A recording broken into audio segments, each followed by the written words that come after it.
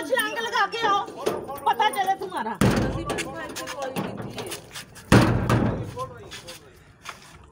आपकी already complain हुई है। आपकी ऑलरेडी कंप्लेन हुई है। इधर आने का देखो जरा। वज़ीर-ए-आज़म पोर्टल पे आप लोगों की कंप्लेन हुई है और ठीक है, और हमारे पास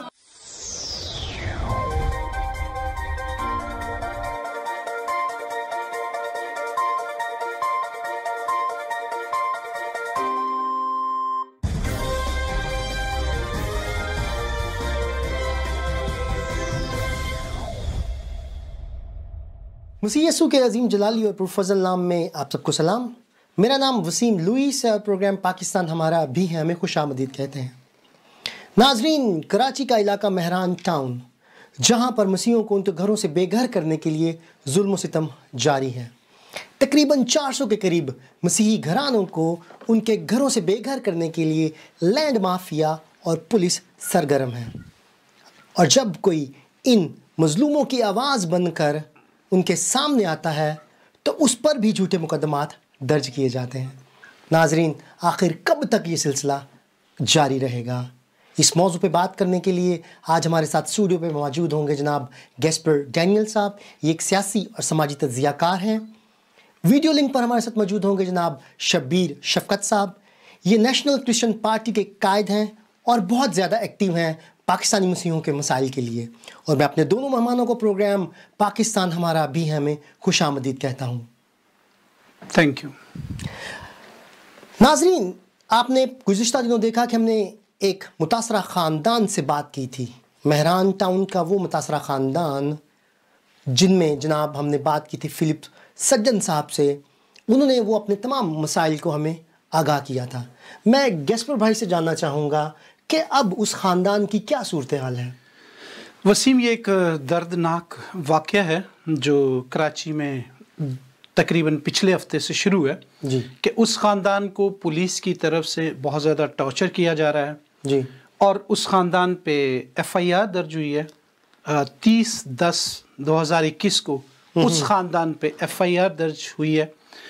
FIR दर्ज करवाने वाला कौन है? पहले तो सबसे बड़ी बात ये जानना ज़रूरी है जी, कि वो मोहम्मद अफजल नामी एक शख्स है जो कि लैंड माफिया ग्रुप का सरगना है, जिसके पास एक ये फाइल नहीं, इस तरह की कई सैकड़ों फाइलें उसके पास मौजूद हैं जी, और SHOs जो भी आता है उस थाने में, जी, ठीक है, उसके साथ मिलकर वो इस तरह मसीहों के प्लाटों पर कब्जा करता है। और जब मसीही आवाज़ बुलंद करते हैं तो कहा यह जाता है कि ये मजहबी इसको रंग दिया जा रहा है। अब FIR में उसका मतन क्या है, थोड़ा सा ये हम देखें कि उसमें उसने कहा क्या है।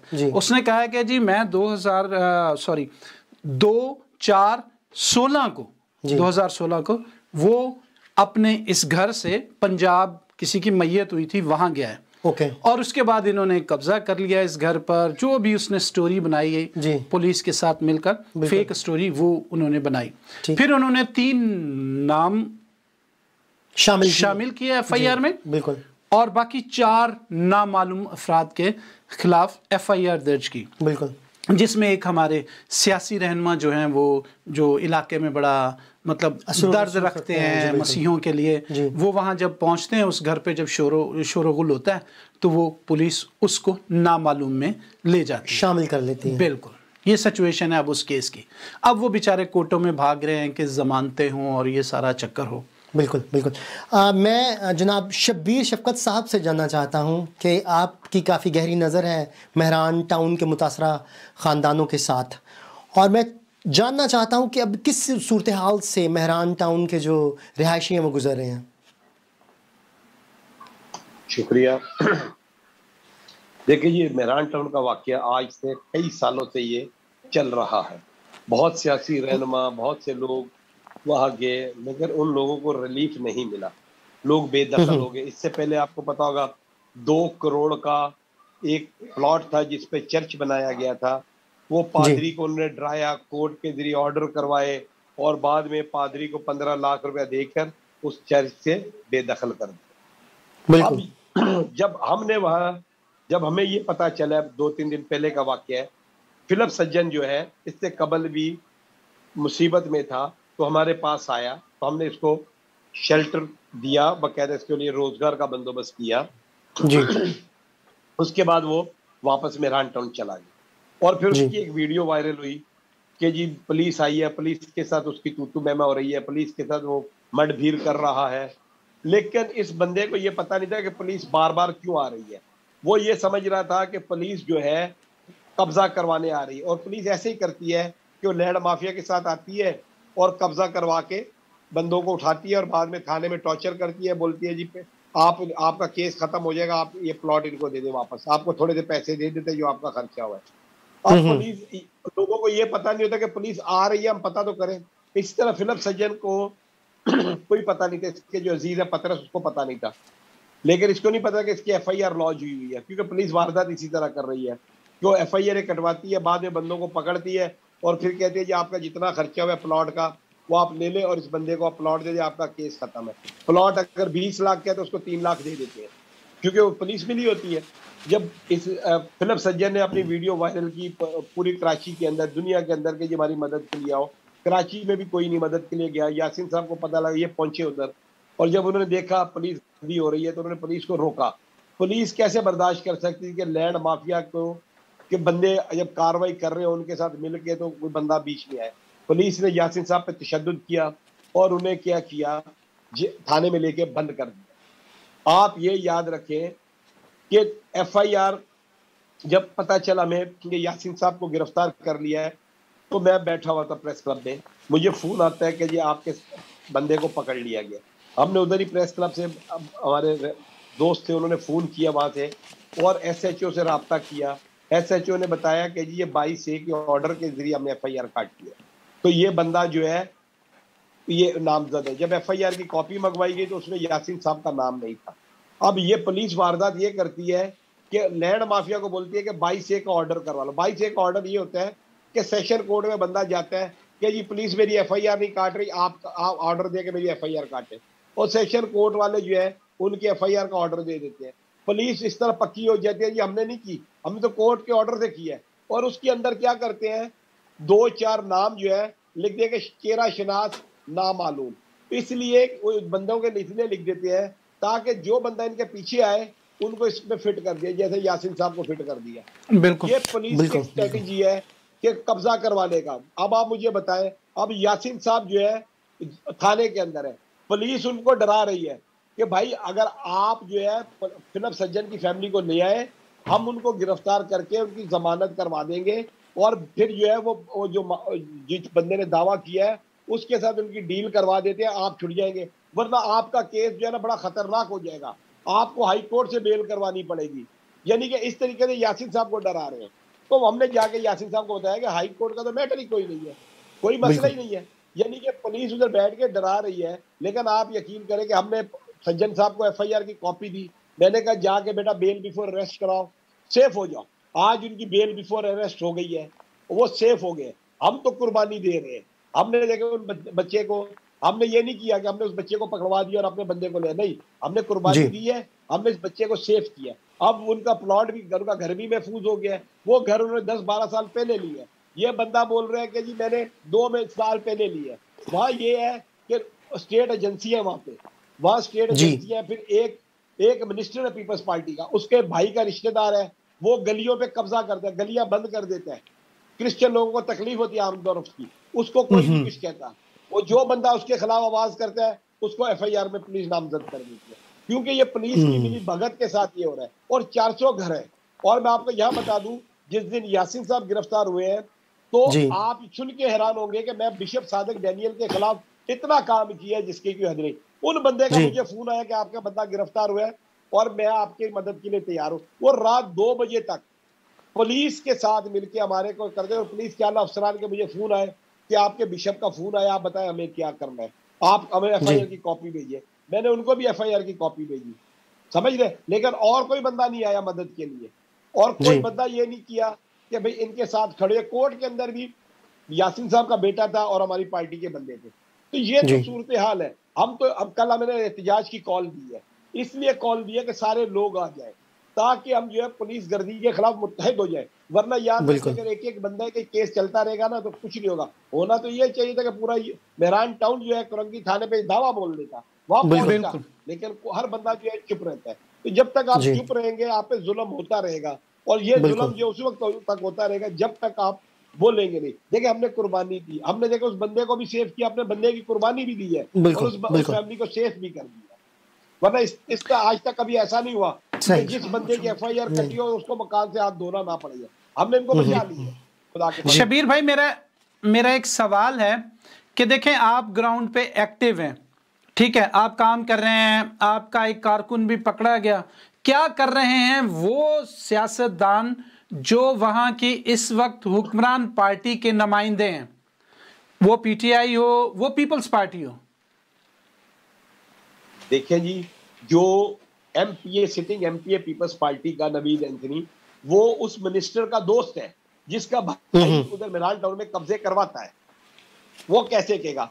फिर वो सियासतदान भी नहीं है, फिर वो कोई रहनुमा भी नहीं है, वो तो एक पीपल्स पार्टी का करिंदा है। हमारे वोटों से तो नहीं आया हुआ, पहली बात याद रखें। हमें तो हर तरीके से गवर्नमेंट ने फंसा दिया है, हमें मखलूत इंतखाब में डाल दिया।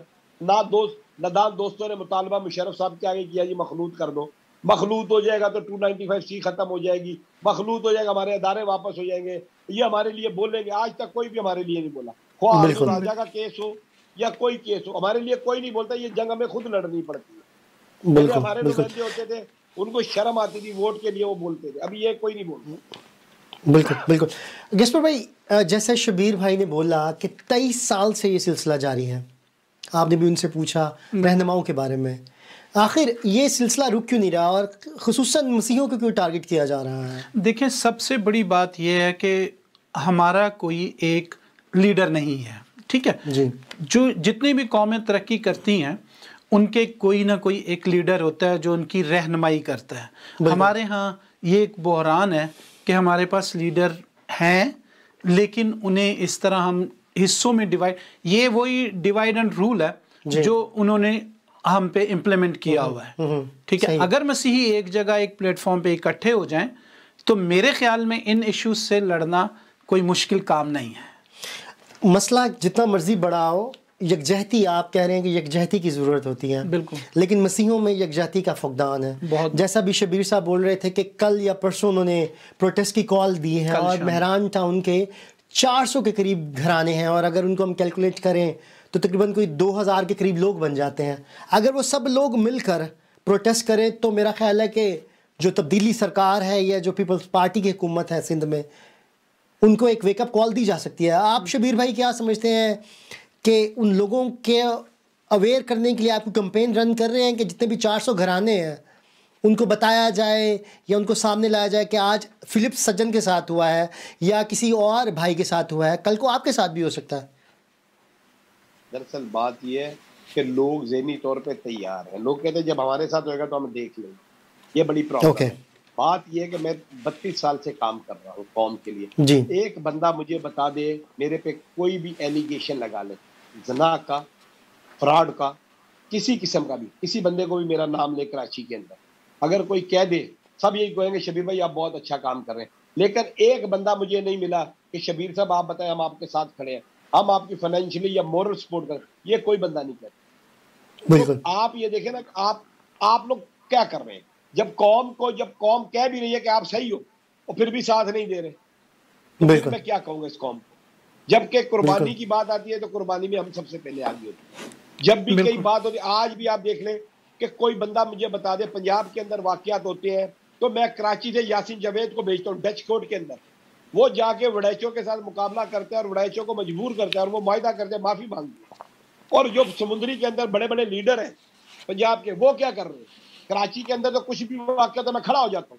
मैंने आरजू राजा के अंदर मुझे साफी दोस्तों ने मुझे कहा शबीर भाई आप लाइन क्रॉस कर रहे हैं, मैंने कहा बेटी का मामला मुझे जाने दो।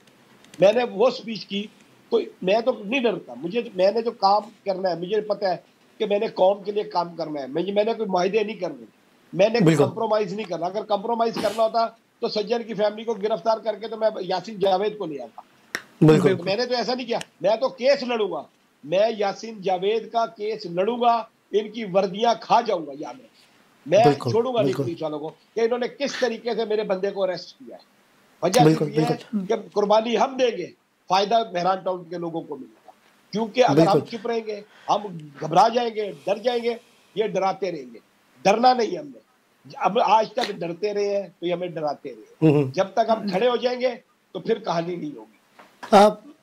जसवर भाई, मेरा आपसे सवाल है कि अभी ये मेहरान टाउन में ये वाक़यात हो रहे हैं और उन्होंने बताया पिछले 23 साल से एक चर्च पे भी कब्ज़ा कर लिया गया। आपको क्या लगता है कि आहिस्ता आहिस्ता जो कराची में और क्रिश्चियंस कॉलोनी है, क्या उनके साथ भी ऐसा हो सकता है? अगर वो ये बात सोचें और बाहर निकलें तो क्या इन सब चीज़ों पे काबू पाया जा सकता है? मेरे ख्याल में अभी ये मौका है कि पाकिस्तान की जो मुख्तलिफ़ क़यादतें हैं उनको भी बाहर आना चाहिए, और हमारा अगर ईसा नगरी या जिन इलाकों में ज़्यादा मेजॉरिटी में क्रिश्चियन है उन सबको आना चाहिए कल के डेमोस्ट्रेशन में, ताकि एक आवाज़ होकर गवर्नमेंट को पता चले। क्योंकि इस तरह ये थाने वाले जो हैं अभी ये कोई मतलब मुसलसल मेरे ख्याल में लोगों के घर जो है मेहरान टाउन में वो ले लिए गए हैं और टारगेट बना के वो लेते भी जा रहे हैं। ठीक है, ये एक जो उन्होंने बताया पुलिस का वतीरा बन गया कि जी इस तरह करके उनका एक मतलब पूरा उन्होंने एक पैटर्न बना लिया कि इस तरह ये काम होगा, उस काम के मुताबिक वो करते जा रहे हैं। बिल्कुल, जैसे लीडरशिप की भी बात की कि एक प्लेटफॉर्म, एक झंडा, एक जगह जहाँ पर हम खड़े होकर आवाज़ बन सके अपने मसीह बहन भाइयों की। पूरी दुनिया में यही कुछ हो रहा है मसीहियों के साथ। यूरोप में भी बहुत से मसीही हैं जो प्रोटेस्ट करते हैं पाकिस्तान के जो मसीहों पर जुल्म किए जाते हैं उनके ख़िलाफ़। यूएस में भी, कनाडा में भी, हर जगह। लेकिन जब भी लीडरशिप की बात आती है या यकजहती की बात आती है तो फुकदान नज़र आता है। जो हकीकी लीडर है वो हमें नज़र नहीं आता। आखिर कब तक हम डिवाइड एंड रूल, वो जो जब पाकिस्तान भी हिंदुस्तान को जब सेपरेट करना था, पाकिस्तान बना, इंडिया बना, डिवाइड एंड रूल किया गया। अब भी हमारी लीडरशिप में भी डिवाइड एंड रूल किया जा रहा है। आखिर कब यकजहती होगी? कब हमारी कौम एक दूसरे भाई के और हकीकी मसीही तालीम पर अमल करेगी? मेरे ख्याल में हमें यकजा होने की बहुत सख्त ज़रूरत है। वो हम यूरोप में, हम कहीं भी हैं, ठीक है। इसी का शबीर भाई ने ये पहले भी वाज़िया किया है कि हमें एक स्टेप पे आके खड़े होना है, ताकि अब तो मौका। मुझे याद है वो भी दौर जब मुत्तहदा का दौर था, बहुत से लड़कों को उठाया जाता था। उस वक्त भी ये मतलब नेशनल क्रिश्चियन पार्टी जो है वो डट के सामने खड़ी हो जाती थी। बिल्कुल। शबीर भाई, मैं आपसे एक बहुत ज़रूरी सवाल है। मेहरान टाउन का मैंने न्यूज़ में भी सुना था, क्या सिर्फ ये मसीहियों को ही टारगेट किया जा रहा है या इसमें और दूसरे भी जो मुस्लिम्स हैं उनके घरों पे भी कब्ज़ा किया जा रहा है? स्पेशली सिर्फ टारगेट जो है वो क्रिश्चियंस हैं, ताकि उनको उनके घरों से बेघर किया जाए और एक मुकम्मल जो जैसे एक इस्लामी, जो एक मेहरान टाउन को एक इस्लामी इलाका बना दिया जाए जहाँ पर क्रिश्चियनों का कोई भी वजूद ना हो। नहीं, ऐसा नहीं है। दरअसल बात है, क्रिश्चियन जो होते हैं सॉफ्ट टारगेट होते हैं जी। और दूसरी बात यह है कि जो वहाँ मुसलमान भी जो बिल्कुल गरीब है, जिसका कोई आगे पीछे नहीं है, उसके मकान पे भी कब्जा कर लेते हैं। लेकिन वो माइनर जी, लेकिन कर लेते हैं वो, क्योंकि आदत पड़ी हुई है। हम तो इसीलिए तो कहते हैं कि जालिम और मजलूम की जंग है, इसको मजहब के खाने में ना लाया जाए। लेकिन यहाँ जब क्रिश्चियनों में बात आती है तो हमें अलग कर दिया जाता है, समझ रहे? जैसे पाकिस्तान के अंदर अगर हम बात करते हैं तो हमें कहेंगे जी आप तो पंजाबी हैं, आप तो पंजाबी, आप तो कोई नहीं है। और जब हम पंजाब में जाते हैं तो उधर बोलते हैं आप तो ईसाई हो यार। पंजाबी हमें ईसाई कह देता है, क्रिश्चियन कह देगा और मसीही कह देगा, लेकिन दूसरी कौमें हमें पंजाबी कहेंगी। हम तो हर तरह से मार खा रहे हैं ना, हम किस तरह से? और दूसरी बात जो आप कह रहे हैं कि ये मतलब कहने का ये कि हम किसी को कबूल करने के लिए तैयार नहीं है, जिसमें जो सलाहियत है वो सामने है। हम तो कहते हैं कि जो आपके नजर में अच्छा बंदा आप उसको सपोर्ट करें। हमारी जिंदगी आपके सामने है। हम तो लोगों को कहते हैं एक बंदा मुझे बता दे कि मैंने यहाँ फलां जगह पे गलत काम कर दिया, मैंने वहां जगह पे बदनामी का बाइस बनाऊं, तो आपको जब पता भी है फलां बंदा सही है तो आप उसके साथ खड़े हो जाए, उसकी ताकत बने, तो फिर देखें क्या होता है। लेकिन ऐसा नहीं करते। मैंने बताया कि बाहर यूरोप में बैठे 3 ग्रुप्स काम कर रहे हैं, वो अपनी दुकानदारी चला रहे हैं, वो ये नहीं कहते कि जो इधर क्रिश्चियन बैठे हुए हैं हम उनको सपोर्ट करें, हम उनको ऐसा कर दें कि वो एक अच्छी अपने लॉयर लेके आए, वो एक अच्छी टीम बनाए। वो कहते हैं जी हम उधर से ऑपरेट करें, आप इधर से नाचना शुरू करें। ये चल रहा है। तो आप उधर जाके भी आपके अंदर से मैं खत्म नहीं हो रही। वो भाई आप कुर्बानी नहीं दे सकते उधर बैठ के, जो इधर कुर्बानी देते थे आप उनका झंडा पकड़ ले क्या जाए। आप यूरोप के सदर बन जाए, आप इंग्लैंड के सदर बन जाए, लेकिन झंडा तो एक आ जाए। लेकिन नहीं कर रहे, यही हम मार खा रहे हैं। हमें कोई डिवाइड नहीं कर रहा, हम खुद ही डिवाइड हो रहे हैं। फ्रांस के अंदर इनकलाबे फ्रांस जब आया था तब फ्रांस ने तरक्की की थी। आज भी पाकिस्तान के अंदर जब मजहबी रहनुमा का घेराव नहीं किया जाएगा तब तक हमारी कौम इकट्ठी होगी। ये मजहबी रहनुमा है जो हमारे को बुज़दिल बनाते हैं। बाइबल में कहीं लिखा हुआ नहीं है कि कबूतर की तरह भोले हो जाओ। ये पादरियों ने हमें झूठी बात बोली। बाइबल में लिखा है सांप की तरह होशियार और कबूतर की तरह बेज़र हो जाओ। ये कहते हैं जी भोले हो जाओ, कहीं भी नहीं लिखा हुआ। और कलाम में कहीं नहीं लिखा हुआ कि अगर कोई एक गाल पे मारे तो दूसरी फिरा दे। उधर लिखा अगर कोई तेरी दाएं गाल पर मारे तो फिर बायां मार फिराना, और जब दाएं पे लगती नहीं है तो बायां फिराए कहते। ये हमें लोगों को बुज़दिल किया गया, इन्होंने एक साजिश के जरिए लोगों को खौफजदा किया गया है। और ये खुद अपने ताल्लुकात बनाने के लिए गैरों के दर पे जाते हैं, वहां जाके पुरपट के ऊपर भी झंडे लहराते हैं, गैरों को चर्चों में बुला के चर्चों को पमाल करते हैं। तो ये लोग हैं जो कौम के नासूर हैं, जो कौम को बुज़दिल कर रहे हैं। और इनके साथ जो है एक बहुत, आप देखें ना कितना बड़ा वाकया, करंगी के अंदर सारा क्रूसड़ माफिया है, वहां पे वो गढ़ है क्रूसड़ माफिया का। आप होना तो ये चाहिए कि वो क्रूसड़ माफिया अवाम को लेके यासीन वो जब बंद है वहां थाने का घेराव करते, लेकिन बिल्कुल जब उन्हें गोरा मंगवाना होता है तो बसें भेज भेज के ग्राउंड भर देती है। जब कौमी मफादात की बात आती है उस वक्त क्रूसड़ माफिया मर जाता है। बिल्कुल ठीक बोला आपने। जी नाजरीन, आपने दोनों मेहमानों की गुफ्तगू सुनी।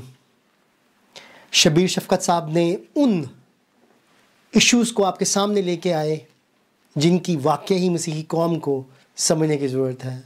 नाजरीन, हमें जब एक कौम बनकर अपने दूसरे भाई की आवाज़ को समझना है, सुनना है, बर्दाश्त करना है और उसके लिए एक ज़ोरदार आवाज़ बनकर सामने आना है। अगर यूं ही जुल्म सितम होता रहा तो हमारी कौम नस्ल कुशी की तरफ जाएगी। आखिर कब तक हम अपने भाई पर जुल्म होते हुए आंखों को बंद करेंगे। मैं आज अपनी मसीही कौम को ये पैगाम देना चाहता हूँ कि मेहरान टाउन के मसीहों के लिए उठ खड़े हों ताकि एक बेहतर लाहे अमल करके उनके घरों से बेघर होने से बचाया जाए। नाजरीन, अब हमारे प्रोग्राम का वक्त ख़त्म हुआ जाता है। अगले हफ्ते एक नए मौजू के साथ आपकी खिदमत में फिर हाजिर होंगे। तब तक देखते रहें BTL TV। Stay bless.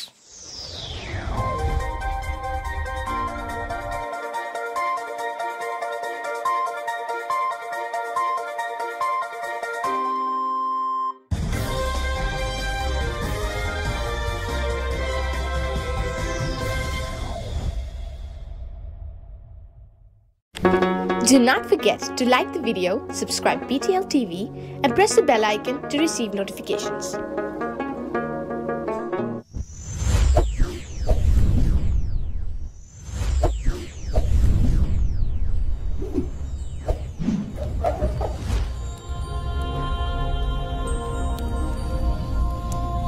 Jesus is the light of the world.